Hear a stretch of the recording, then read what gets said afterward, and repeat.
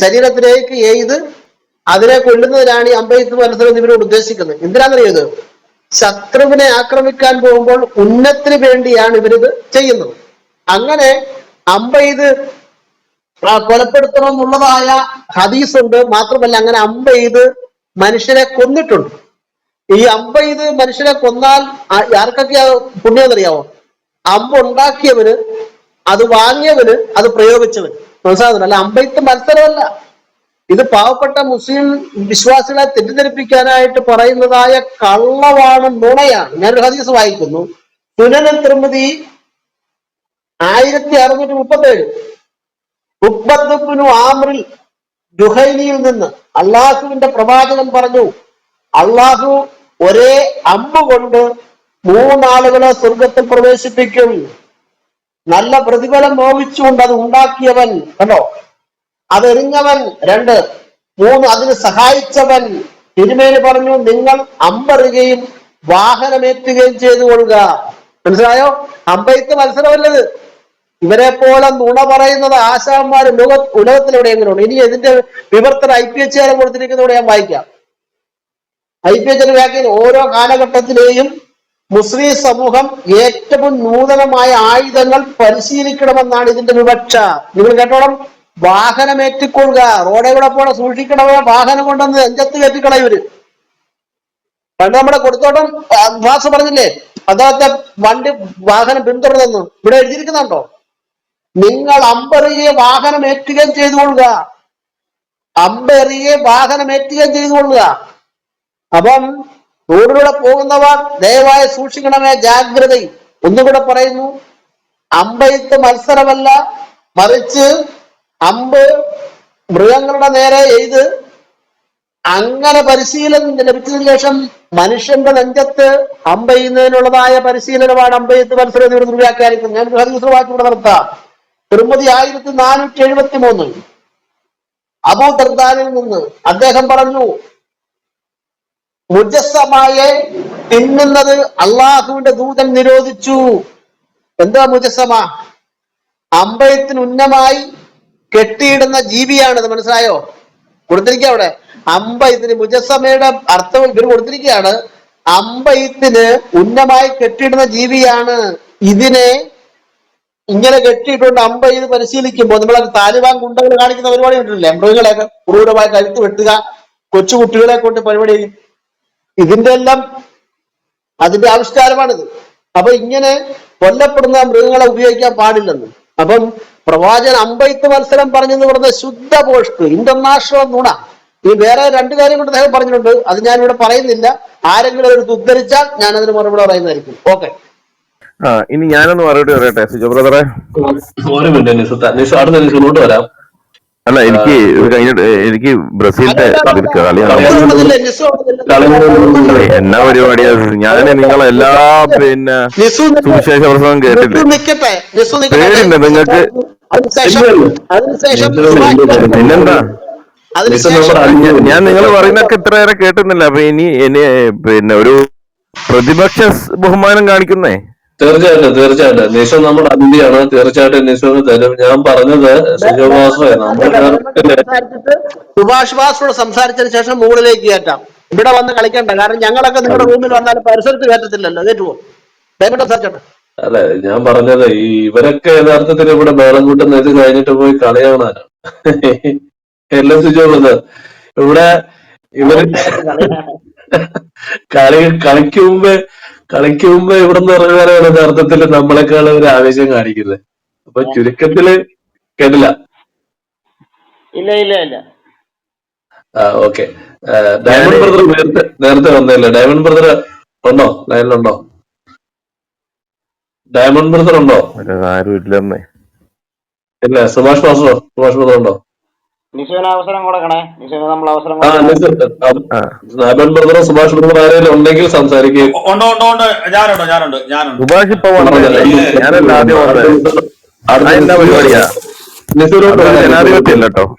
ഞാനല്ല ആദ്യം പറഞ്ഞേ. നിസൂര് ജനാധിപത്യം ഇല്ലല്ലോ. ജനാധിപത്യം അല്ലല്ലോ നിസു പിന്തുണന്ന മതത്തിന്. അള്ളാഹുവിന്റെ ആധിപത്യമല്ലേ, അടിമയല്ലേ. ഇവിടെ അടിമയായിട്ടിരിക്കും അല്പനേരം. ഞാനൊരു കാര്യം ചോദിക്കട്ടെ. അതായത് ഞാനൊരു വീഡിയോ തയ്യാറാക്കുന്ന ഒരു ഇതിലാണ്, നമ്മുടെ ചാക്കോ പാസ്റ്ററാണ് എനിക്ക് ആ ചോദ്യം ചോദിക്കേണ്ടത്. ഇവിടെ ഈ സമസ്ത പോലുള്ള ഇസ്ലാം വിഭാഗത്തിൽപ്പെട്ട ആൾക്കാർ, ഇവരുടെ ഈ സംഘടനകൾ, ഈ അപ്പോൾ തന്നെ ഈ ചില ആരാണ് മുസ്ലിയാക്കന്മാരോ അല്ലെങ്കിൽ ഉസ്താദുമാരോ ഇവിടുത്തെ പ്രസംഗം ഈ ആധുനിക കാലഘട്ടത്തിൽ കേൾക്കുമ്പോൾ തികച്ചും ഇസ്ലാം മതം എന്തെന്ന് പെട്ടെന്ന് പിടികിട്ടുകയാണ് ആൾക്കാർക്ക്. ഇസ്ലാം മതത്തിന്റെ പുസ്തകം വായിക്കേണ്ട, ഈ ഖുറാൻ വായിക്കേണ്ട, പ്രവാചകനെ അറിയണ്ട, അള്ളാഹുവിനെ അറിയണ്ട, ഈ എന്താണ് ഉസ്താദുമാരുടെ ഒറ്റ 2-3 മിനിറ്റോ ഉള്ള ഒരു പ്രസംഗം മതി ഇസ്ലാം എന്താണ് എന്ന് ജനങ്ങൾക്ക് വ്യക്തമാക്കപ്പെടുകയാണ്. അപ്പൊ അത്തരത്തിലുള്ള ഒരു സംഭവം നടക്കുന്നതുകൊണ്ട് ഞാനൊരു വീഡിയോ തയ്യാറാക്കാൻ വേണ്ടി ഉള്ള ഒരു ഇതിലാണ്, യൂട്യൂബ് ഇടാൻ വേണ്ടി. അത് നമ്മുടെ ഞാൻ വേണമെങ്കിൽ അതിന്റെ ഒരു പിക്ചർ ഇവിടെ ഇട്ടിട്ട് സംസാരിക്കുക. അതായത് നമ്മുടെ മുഹമ്മദ് ഈസ, ഇവിടെ നമ്മുടെ ക്രിസ്ത്യൻ വിശ്വാസത്തിൽ നിന്ന് പോയ നമ്മുടെ ഈസാ മുഹമ്മദ്, നമ്മുടെ ഈസ. അപ്പൊ ഈസയോടുള്ള സ്നേഹപൂർവമായിട്ടുള്ള ഒരു ചോദ്യമായിട്ടാണ് ഞാൻ അത് ഉന്നയിച്ചുകൊണ്ട് സംസാരിക്കാൻ ആഗ്രഹിക്കുന്നത്. അപ്പൊ ഞാൻ അത് നമ്മളുടെ പാസ്റ്ററോട് തന്നെ ചോദിക്കാൻ ആഗ്രഹിക്കുകയാണ്. അതായത് ഈ ഒരു മിനിറ്റേ, ഞാനത് എൻ്റെ ഈ ഡീപ്പിലിടാം. ഈസയോട് സ്നേഹപൂർവ്വം എന്ന് പറഞ്ഞുകൊണ്ട് അള്ളാഹുവിന്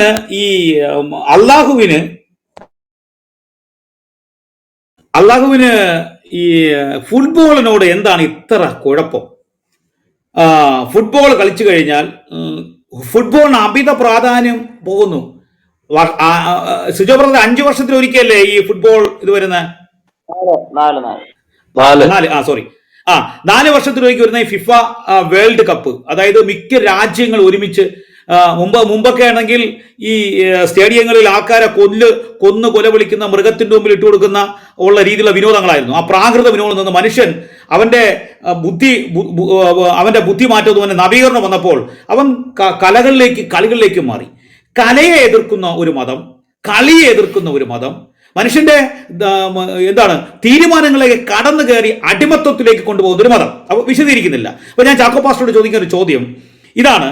ഈ സ്നേഹമുള്ള ഈസാ മുഹമ്മദിയുടെ ചോദ്യം എന്ന് പറഞ്ഞാണ് വീഡിയോ ചെയ്യാൻ പോകുന്നത്. അതിനകത്ത് നമ്മളുടെ മെസ്സിനെയൊക്കെ ഞാൻ വെച്ചിട്ടുണ്ട്. അപ്പൊ ചോദ്യം ഇതാണ്, ഇവർ പറയുന്നത് ഇങ്ങനെയാണ്: അള്ളാഹുവിനേക്കാൾ അധികമായി നിങ്ങൾ കളിക്കൊരു പ്രാധാന്യം കൊടുക്കുന്നു. അള്ളാഹുവിനേക്കാൾ അധികം പ്രാധാന്യം കൊടുക്കുന്നു. 4 വർഷത്തിലൊരിക്കൽ വരുന്ന കളിയിൽ പിള്ളേർ എന്റർടൈൻ ചെയ്യുമ്പോൾ ഞാൻ ചോദിക്കുന്നത്, ഈ ഇസ്ലാം എന്ന് പറയുന്ന മതം, ഈ മതം ഫുട്ബോളിനേക്കാൾ ഉപരി പ്രാധാന്യം കൊടുക്കുന്നവർ പറയുമ്പോൾ യഥാർത്ഥത്തിൽ അള്ളാഹുവിനേക്കാൾ എത്ര പ്രാധാന്യം മുഹമ്മദിനുണ്ട്? എന്തെല്ലാം കാര്യത്തിൽ? ചാക്കോ പാസ്റ്ററുടെ ആ പഠനത്തിൽ നിന്ന് എനിക്ക് ചില കാര്യങ്ങൾ അറിയാനുണ്ട്. യഥാർത്ഥത്തിൽ ഇവർ 24 മണിക്കൂറും മുഹമ്മദിന് പ്രാധാന്യം കൊടുത്ത്, ഇവരുടെ കലിമ ചൊല്ലുമ്പോൾ, ഇസ്ലാം ആവുള്ള കലിമ ചൊല്ലുമ്പോൾ അതിൽ പ്രാധാന്യം കൊടുത്ത്, ഇവിടെ ഖുറാനിലെ 1-ാമത്തെ പുസ്തകം ചൊല്ലുമ്പോൾ അവിടെയും ആ മുഹമ്മദിന് പ്രാധാന്യം കൊടുത്ത്, ഇവര് 24 മണിക്കൂർ 5 നേരവും ബാങ്കുവിളിയിൽ മുഹമ്മദിന് പ്രാധാന്യം കൊടുത്ത് പോകുന്നു. ഇവർ ഫുട്ബോളിന് പ്രാധാന്യം കൊടുക്കുന്നു. അത് അള്ളാഹുവിന് ഹറാമാണെന്ന് പറയുമ്പോൾ യഥാർത്ഥത്തിൽ ചാക്കോ പാസ്റ്ററെ, ഈ ഇസ്ലാം ഈ ഫുട്ബോളിനേക്കാൾ ഉപരി ഒരു മനുഷ്യനായ ഖുറേഷി ഗോത്രനും വിദ്യാഭ്യാസവും ഇല്ലാത്ത, അതും അപ്പനെ കുറിച്ച് ചില സംശയങ്ങളുണ്ട്, അതായത് മലഞ്ചെരുവിലെ പന എന്ന് പോലും വിശേഷിപ്പിക്കുന്ന ഈ വ്യക്തിക്കല്ലേ യഥാർത്ഥത്തിൽ പ്രാധാന്യം കൊടുത്ത് ഇസ്ലാം മുന്നോട്ട് പോകുന്നത്? അപ്പോൾ മുഹമ്മദിന് പ്രാധാന്യം കൊടുത്തു പോകുന്ന 24 മണിക്കൂറും ഒരു മുസ്ലിം മുഹമ്മദിന് പ്രാധാന്യം കൊടുക്കുമ്പോൾ, അള്ളാഹുവിനേക്കാൾ മുഹമ്മദിന് പ്രാധാന്യം കൊടുക്കുമ്പോൾ ഫുട്ബോളിന് പ്രാധാന്യം കൊടുക്കുന്നത് ശരിയല്ലെന്ന് പറയുന്നത് തെറ്റല്ലേ ചാക്കോ പാസ്റ്റർ? എങ്ങനെ വിലയിരുത്തുന്നു? ഈ മുഹമ്മദിനല്ലേ ഇവർ പ്രാധാന്യം, ഏതൊക്കെ കാര്യത്തിൽ മുഹമ്മദിന് ഇവർ പ്രാധാന്യം കൊടുക്കുന്നു? ഒന്ന് പറയാമോ? അതെ, പ്രിയ സുഭാഷ് പാസ്റ്റർ, ഇപ്പൊ ഈ ഇസ്ലാം മത പണ്ഡിതന്മാര് പറയുന്നതായ കാര്യങ്ങൾ, അതായത് അള്ളാഹുവിനെ ഉപേക്ഷിക്കുന്ന, അല്ലെങ്കിൽ അള്ളാഹുവിനാണ് പ്രാധാന്യം കൊടുക്കേണ്ടത് ഫുട്ബോൾ അല്ല എന്ന് പറയുന്ന ആ സ്റ്റേറ്റ്മെന്റ് അള്ളാഹുവിന് ഒരിക്കൽ പോലും അറിയത്തില്ല, മുഹമ്മദിനും അറിഞ്ഞിട്ടില്ല, മലക്കും അറിഞ്ഞിട്ടില്ല. ഇത് ഇവര് കെട്ടുവയ്ക്കുക അള്ളാഹുയുടെ തലമണ്ടയ്ക്ക്. കാരണം ഈ മുഹമ്മദ് തന്നെ അള്ളാഹുവിനെ മൂലക്കിരുത്തിയാണ് മുഹമ്മദ് മുന്നോട്ട് ഓടുന്നത്. മുഹമ്മദ് ഓവർടേക്ക് ചെയ്ത് ഓടി അള്ളാഹുവിന്റെ പരസ്യ കയറിയിരിക്കുന്നുണ്ട്, അള്ളാഹുവിന്റെ സിംഹാസനത്തിൽ കയറി മുഹമ്മദ് ഇരിക്കുന്നുണ്ടെന്ന് സുഭാഷ് ബാസ് പറഞ്ഞ പോലെ തന്നെ ഇസ്ലാമിലെ ദൈവം എന്ന് പറയുന്നത് ഈ മുഹമ്മദാണ്. മുഹമ്മദിനെ കവച്ച് അപ്പുറത്തേക്ക് ആർക്കും പോകാൻ കഴിയത്തില്ല. മാത്രമല്ല അള്ളാഹുവിനെയും മുഹമ്മദിനെയും കൂടെ നമ്മൾ പരിശോധിച്ചാൽ അള്ളാഹുവിനേക്കാൾ ഗ്രേഡ് താഴെയാണ് മുഹമ്മദിനേക്കാൾ ഗ്രേഡ് താഴെയാണ് അള്ളാഹുവിന്റെ സ്ഥാനം.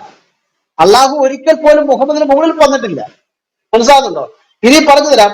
ഇസ്ലാമിക ലോകത്ത് ഈ അള്ളാഹു എന്ന് പറയുന്ന ദൈവത്തെ മുഹമ്മദ് രംഗത്ത് കൊണ്ടുവന്നതായ നിമിഷം മുതൽ പരിശോധിച്ചാൽ ഒരു വ്യക്തി പോലും അള്ളാഹുവിനെ പ്രകീർത്തിച്ചുകൊണ്ട് പാട്ട് പാടിയതായിട്ട് ഇസ്ലാമിക ചരിത്ര ഗ്രന്ഥത്തിലില്ല. പക്ഷെ മുഹമ്മദിനെ പ്രകീർത്തിച്ചുകൊണ്ട് പാടുന്നവരുടെ ഗണങ്ങൾ അപ്പുറത്ത് ഇഷ്ടം പോലെ ഉണ്ട്. ഞാൻ കുറച്ചു മുമ്പ് വായിക്കാൻ തീരത്തില്ല.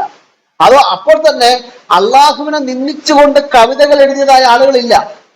അഥവാ അങ്ങനെ കവിതകൾ എഴുതിയിട്ടുണ്ടെങ്കിൽ അവരെ ആരെയും മുഹമ്മദ് കൊന്നിട്ടില്ല.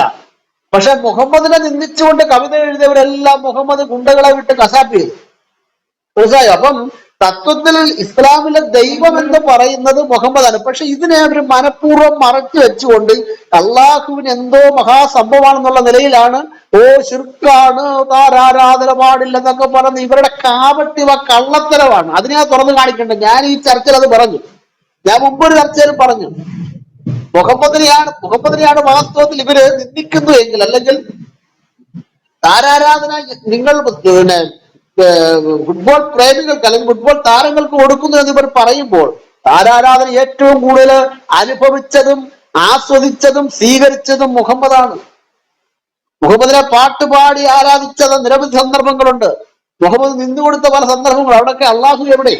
അപ്പൊ അള്ളാഹു ഒരിക്കൽ പോലും ചിന്തിക്കുകയോ മലക്ക് ചിന്തിക്കുകയോ മുഹമ്മദ് ചിന്തിക്കാത്ത കാര്യമാണ് ഇവരിപ്പോ അള്ളാഹുവിന്റെ തലമേ കെട്ടിവെക്കുന്നത്. അള്ളാഹു ഒന്നും പറഞ്ഞിട്ടില്ല ഈ കാര്യങ്ങളൊന്നും. ഞാൻ മുമ്പ് ഒരു ഹദീസ് വായിച്ചില്ലേ, നിങ്ങൾ ഒരുവൻ മുസ്ലിം ആകണമെങ്കിൽ അവൻ മാതാവിനേക്കാൾ, പിതാവിനേക്കാൾ, സഹോദരങ്ങളെക്കാൾ, ബന്ധുമിത്രാദികളെക്കാൾ എല്ലാവരെക്കാളും എന്നെ സ്നേഹിക്കുന്നുവെങ്കിൽ മാത്രമേ ഒരുവൻ മുസ്ലിം ആകത്തുള്ളൂ എന്ന് രേഖപ്പെടുത്തിയത്. അങ്ങനെ ഒരു ആയത്ത് ഖുറാനിലില്ല അള്ളാഹുവിനെ സ്നേഹിക്കണമെന്ന്. മനസ്സിലായോ? അപ്പൊ അതുകൊണ്ട് ഇസ്ലാമിലെ ദൈവം എന്ന് പറയുന്നത് മുഹമ്മദ് തന്നെയാണ്. ദൈവം എന്നുള്ള സംജ്ഞ ഇവർ കൊടുക്കുന്നില്ലെന്നേ ഉള്ളു. മുഴു ആരാധനയും മുഴു ഭക്തി ഇവർ കൊടുക്കുന്ന മുഴുവൻ മുഹമ്മദിനാകുന്നു. ഇതാണ് ശിർക്ക്, താരാരാധന എന്ന് പറയുന്നത്. ഈ മെസ്സിയെക്കാളും ഈ മെസ്സിക്ക് കൊടുക്കുന്ന താരാരാധന ഇവർ പരിതപിക്കുന്നല്ലോ. അതുപോലെ തന്നെ നെയ്ബറിന് കൊടുക്കുന്ന താരാരാധന, അത് ശിർക്കാണെന്ന് പറയുന്നല്ലോ. ഇവര് നന്നായി ചിന്തിക്കട്ടെ. ഇവരുടെ മുഹമ്മദാണ് താരാരാധന ഏറ്റവും കൂടുതൽ സ്വീകരിച്ചതായ വ്യക്തി. അള്ളാഹുവിന് ഒരു സ്ഥാനവും ഈ പുസ്തകത്തിലെങ്ങുമില്ല. അള്ളാഹുവിനെ മൂലക്കിരുത്തിയിരിക്കുക. മാത്രമല്ല മുഹമ്മദിന്റെ മക്ക ജീവിതകാലത്തെ 13 വർഷം, എന്റെ സുഭാഷ് ബാസ്റെ 13 വർഷക്കാലം ഈ മുഹമ്മദ് അള്ളാഹയെ മൂലക്കിരുത്തിക്കൊണ്ട് ഈ ഖുറൈശി ഗോത്രത്തിന് ചുറ്റും തവാഫ് ചെയ്തിട്ടുണ്ട്. അറബി പെണ്ണുങ്ങൾ തുണിയില്ലാതെ ക്ഷേത്രത്തിന് ചുറ്റും നടന്നതുപോലെ മുഹമ്മദ് നടന്നിട്ടുണ്ട്. തുണിയില്ലാന്നല്ല, മുഹമ്മദ് തുണി ഉടുത്തോണ്ട് നടന്നിട്ടുണ്ട്. മാത്രമല്ല ഈ അറബി ക്ഷേത്രത്തിന് മുഹമ്മദ് കല്ലുമക്കാൻ പോയിട്ടുണ്ട്, തുണി ഉരിഞ്ഞു പോയിട്ടുണ്ട്. മുഹമ്മദിനെ നഗ്ന നാട്ടുകാർ കണ്ടിട്ടുണ്ട്. സഹീഹായ ഹദീസ് ഉണ്ട്. ആ സന്ദർഭങ്ങളിലെല്ലാം ഈ അള്ളാഹുവിനെ മുഹമ്മദ് മൂലക്കിരുത്തിയിരിക്കുകയായിരുന്നു. എന്നിട്ട് ഇപ്പൊ ഇവര് അള്ളാഹുവിനെ എന്തിനാ പൊക്കിയെടുത്തോണ്ട് വരുന്നത്? അതാ മനസ്സിലാകാത്തത്. മക്ക ജീവിതകാലത്ത് അള്ളാഹുവിനെ മൂലക്കിരുത്തിക്കൊണ്ട് ബഹുദൈവങ്ങൾ ആരാധിച്ചതായ മുഹമ്മദ്, എല്ലാ വർഷവും ഹജ്ജിന് പോയ മുഹമ്മദ്, ആ ഹജ്ജ് കർമ്മം നടക്കുന്ന സമയത്ത് അവിടെ 360 വിഗ്രഹങ്ങൾ ഇരിക്കുന്നു. മ്ലേച്ഛതയുടെ തറവാടായിരുന്നു കാബ ക്ഷേത്രം. എന്തി അള്ളാഹു. അപ്പം അള്ളാഹുവിനെ മൂലക്കിരുത്തിയാണ് മുഹമ്മദ് പരിപാടികളെല്ലാം ചെയ്തത്. ആ അള്ളാഹുവിനെ പുറത്തെടുത്തോണ്ട് വന്നിട്ട് ഇപ്പം വലിയ അപ്രമാദത്തെ കൊടുക്കുന്ന ശുദ്ധ തട്ടിപ്പാണെന്നാണ് ഞങ്ങൾക്ക് പറയാനുള്ളത്. ഓക്കെ, ഇനി ഞാനൊന്ന് സംസാരിച്ചോട്ടെ സിജോ ബ്രദറെ. സംസാരിച്ചോ. നിസുവിന് എന്താ ഓക്കെ, ചോദിക്കുന്നത്? Thank you.